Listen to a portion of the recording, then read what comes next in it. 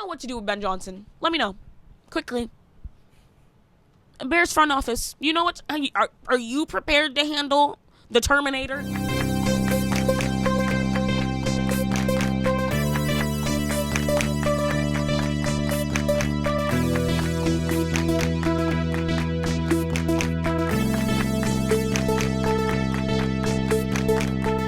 Welcome. That's it.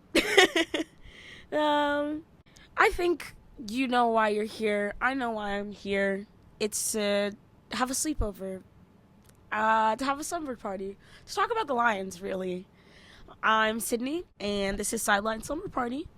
I made this podcast so I could talk about the Lions as much as I want to, frankly, because I think about them a lot, especially in season. I'm thinking about them all of the time. And I'm not just thinking about, like, oh, I love the team, and I love, like, if they're winning and stuff like that. I mean, like, after every game, I'm up till 3 a.m., like, watching local news stations do post-game interviews with players. And, I think about them a lot. And so I started this podcast so I could talk about them, so I could have pictures of them around me. And, yeah.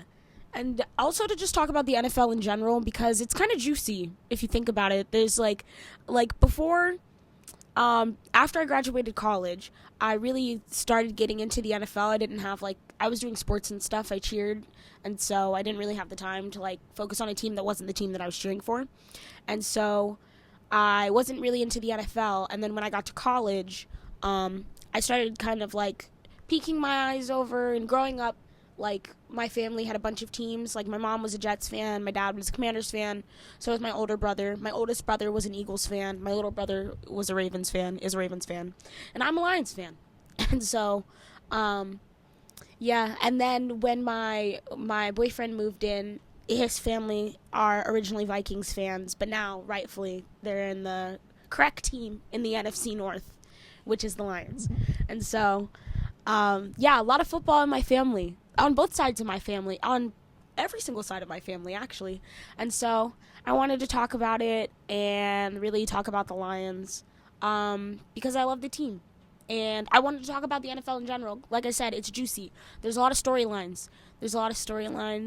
That I really didn't understand before, but now that I'm I have the time and the energy to look back at the league and learn stuff and listen to podcasts of I love podcasts of retired players because I'm getting so much context that I didn't have before. And so I love learning about the lore. There's a lot of drama. If you listen, this podcast is for the dolls, the divas that love football, the ones of us that get that there's juice here. There's drama here. And every friend that comes over that watches the game realizes it quickly. And that's what happened when we watched the Super Bowl. There were a few of us that were really about the game and knew what was knew what a first down was. And then there were other people at the party that were they weren't with it, which was okay and fun and sweet. And by the time that it was halftime, honestly, they were in it. Yeah, they were asking questions and stuff. Yeah, they were totally in the game. They were wait, what was happening? And I feel by the second half, they were cheering about things at the right time. When Philadelphia, spoiler alert, we were rooting for Philly, but which worked out for us. But I feel in the second half, when Philly was doing something good, they were oh yeah, yeah, Philly. By the second half, the people that didn't understand the game were about the game. They were cheering at the correct times. They were oh yeah, first down is good, and a touchdown is good for Philly. But yeah, so it was really fun to watch our friends get excited about the game. And yeah, and so for all the divas that either are interested in sports or football in particular are interested in football but kind of don't really get what's going on, one, we'll figure it out. Well, I know what's going on and I'll teach you. When I mean we'll figure it out is I'll teach you at some point. But also we're here to talk about the storylines of it all because there's a lot of juice going on. For example, the Super Bowl just happened, so it's the end of the season officially. Not technically. I feel can you fact check this? The official end of the NFL season is in March, right? And the new one starts. He's gonna look that up. And so it was a really, really good season, but we had a lot of turnover and we needed a defensive end. And the Cleveland Browns defensive end, Myles Garrett, amazing, iconic, hasn't had less than a double digit sack season, I believe, since his rookie year. But he had requested a trade. And who has cap space but us? So I'm like, okay, let's get him. But the reason why I say that is because the trade deadline ends technically at the end of the season, which is, I believe, that March. Yeah, there's a lot of offseason that's happening. And so officially the season ended with the Super Bowl. And it was the Eagles and the Chiefs. And the Chiefs were in it for a three-peat. That's the juice that was on the line. They could have been the first team in NFL in the Super Bowl era to have 3 back-to-back championships. And obviously people are going to hate whoever's winning. That's like kind of what comes with the territory. And I'm part of them. I don't like the Chiefs. I don't know. I don't like the media coverage of the Chiefs. And so that comes with the territory of being a good team, right? The darlings of the NFL are going to be the darlings of the NFL.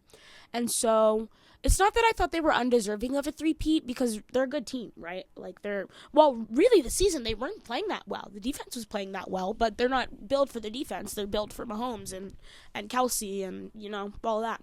And they weren't playing as well as they normally did. And so I don't think that made them undeserving, right? I think the way they played this game made them undeserving. Of getting to the Super Bowl? Undeserving of getting a three-peat. I think if they were playing as well as they were in seasons past, it made sense for me personally, with that they were in the Super Bowl for a third time. So I didn't think it was unfeasible, and I thought it was going to be a bigger fight than it was. It really was not a fight at all. To be honest, when we were watching the game, it was comical. It felt like a scrimmage. It felt like the Eagles were constantly doing 2-minute drill, 2-minute offense, just running it back to back, and just kept getting the first down and getting no turnovers, and just honestly kind of embarrassing the Chiefs, because like I said, they were the darlings of the NFL, and deservedly so. They're not a bad team, and I did not expect the game to go that way, and it ended up being 40-22.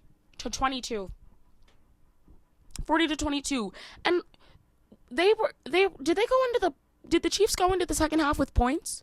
No, they didn't. They didn't. Was go it into zero? They were at getting halftime? beat. It was crazy. Yeah, so they had no points at halftime, and I wasn't surprised, and I was excited about it. And honestly, let's be real. The entire night it went exactly the way I wanted it to. Well, actually, there was one part that didn't go the way I wanted it to. So I had been scrambling around all day, and I was getting snacks, and I was cooking, and I also had I just had a bunch of stuff to do, right? And so I'm successfully getting all of this stuff done, and I'm boom, I'm hitting it. Like I said, I built a snack stadium, and that went well. And then I had friends come over, and it was everything was falling into line. And then the game happens, and the Eagles are absolutely destroying the Chiefs, and halftime happens, and of course, I love Kendrick Lamar, and I love SZA, and the performance was so good, and my sweet little baby dog was like, "Mommy, I have to pee-pee right now," and I was watching him, and I was like, dang, recently I've been if he's really small, really, really small, and I don't want anything to happen to him, so I was I have to take him pee right now. Right now. And honestly, the only thing that I didn't want to happen was Doechii to come on, right? I was if I miss Doechii, I'll be sad. Anything else, whatever. Even though I love Kendrick Lamar, I've been loving the rap beef, I love all of that stuff. And so I take my baby dog out, and when I was outside in the backyard, I heard all of my friends inside, go, "Aww," because Not Like Us played when I was outside, and it was so sweet that they knew how much it meant to me. But it was also nice because I got to hold on to that little nugget and watch that moment in bed by myself. Like I said, I stay up till 3 a.m. after the game and just watch football content, and so I need to be able to talk about it on Sundays. And so it was so sweet. You guys were so sweet. Kayla, one of my friends started recording it on my phone. It was so as if the recording wasn't gonna be up on YouTube later. It was just so sweet to see SZA come out, and that's when I was okay, I'm gonna take little boy potty, and she ate down, of course. I did see the clip of Serena Williams crip walking after, and I loved that. That was so good to see, and it was just such a fun way to end the season, was watching the game with everyone. And Yeah, sad way to end our season. The tea is, like I said, I had a split like football household, so like I was happy that if anyone was gonna like beat us in playoffs, that it was the Commanders. But I was also sad, of course, because like the boys were working hard all season, and it felt like it was all coming together. And like, oh my god, I was just, yeah, I was bummed. But also, like, realistically, we're in what, year 4 of a rebuild, and so we're, I would say, like, year 2 and 3, you're playing with house money, right? Year 1, you're playing with house money for sure. Like, no one expects anything. Year 2, you're still playing with house money. Year 3, I kind of I just feel like we're on the exact if you watch the press conferences, Dan Campbell's just like, we just got to get a little bit better. Just got to get a little bit better. And so I think that each year we've gotten better and better. And while it was sad to like, I want to win it all every single year, obviously. While it was sad to not do that this year, I was like really happy and proud of the season. And oh my god, honestly, when we beat the Vikings, when we shut out the Vikings, that was like winning the Super Bowl for me, to be honest, which is like not possible because we're in the same division. But it was getting that first round bye because of everything it meant. I mean, like, we had so many defensive injuries all year. Like, it's crazy. We had so many defensive injuries all year, and we're playing with like kind of a fresh new. I mean, we have like a rookie in the secondary starting Terrion, and so we have like a fresh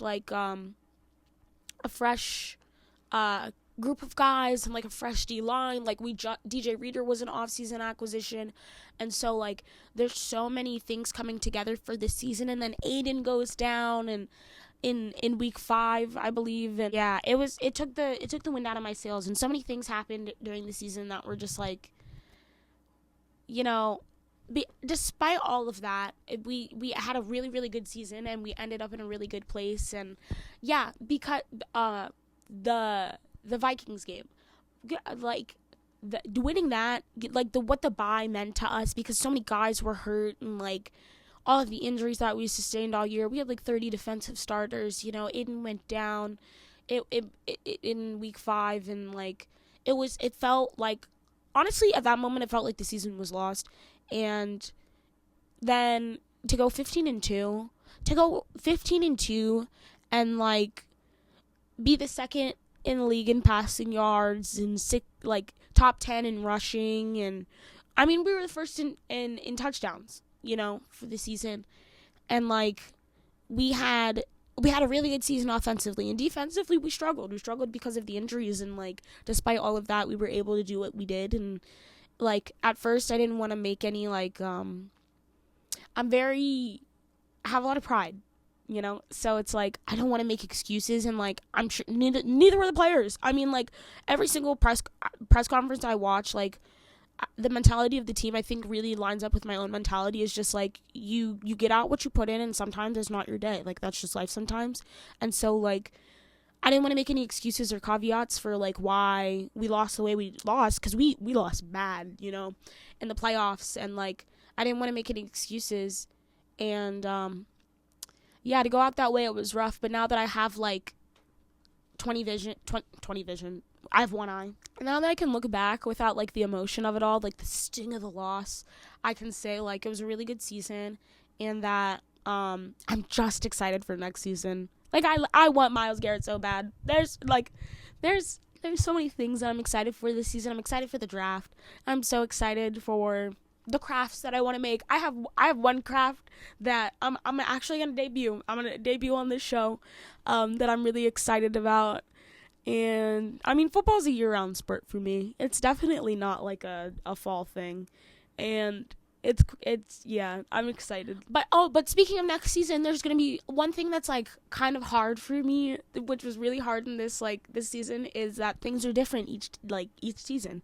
Honestly, day to day things can be different, but like the team changes so much, and so like there's a lot of changes that have happened, and there's a lot of changes that are coming up. There's like coaching changes, big changes, and so yeah, just like it's hard to watch like guys that were with us win with other teams, like CJ Gardner-Johnson. That was the guy that was on our team. He just won a Super Bowl, and it's like, ooh, I'm conflicted because also you beat the Chiefs, so thank you, CJ. But also like, I remember when I was watching his locker room videos, his interviews at 3 a.m. And so yeah, there's a bunch of changes that have gone on actually in the off season so far when it comes to coaching personnel. Both of our defensive coordinator and our offensive coordinator are out of here.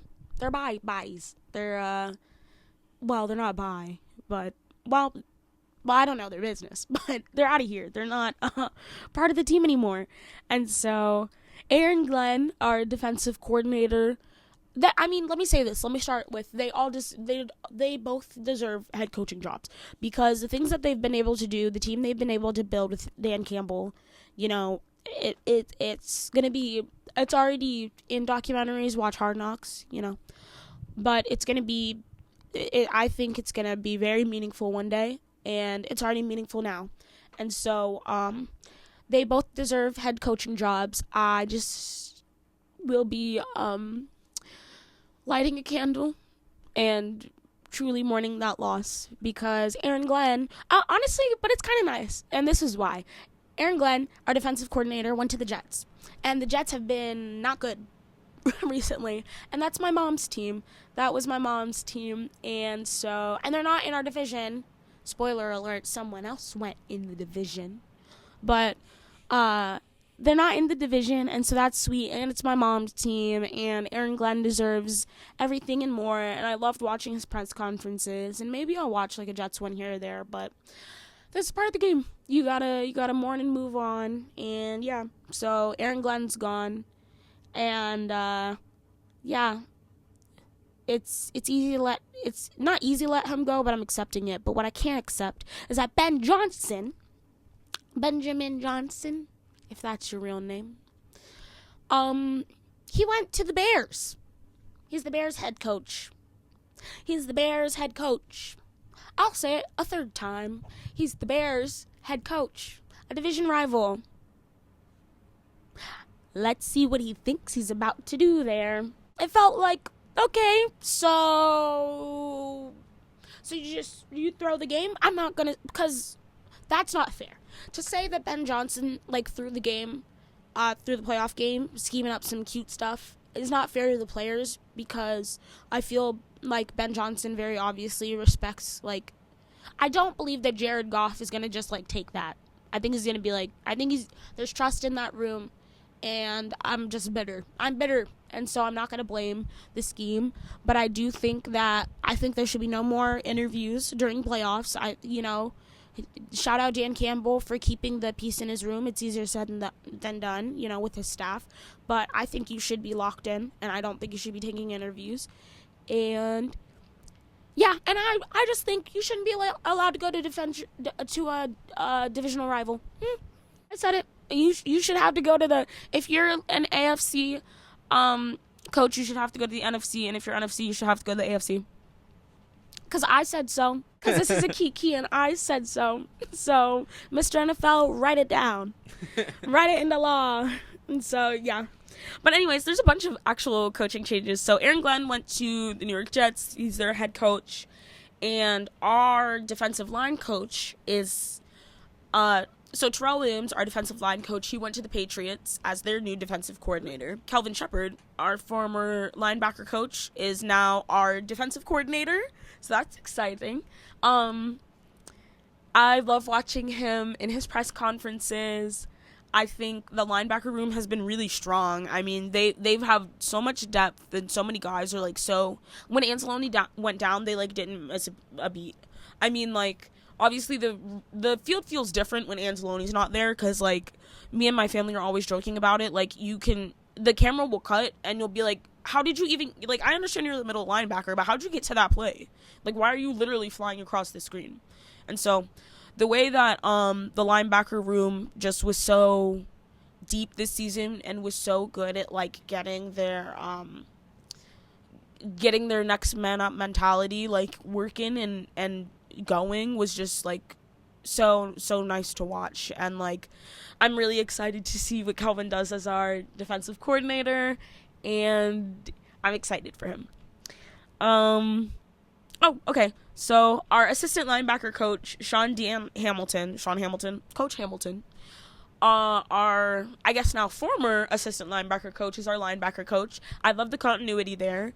I never like watch where coaches go and where they come from, and like to learn the lore of like how Dan Campbell and Aaron Glenn like came from the Saints and like their lore together, and seeing how that like can help the synergy of a team now is just like so nice.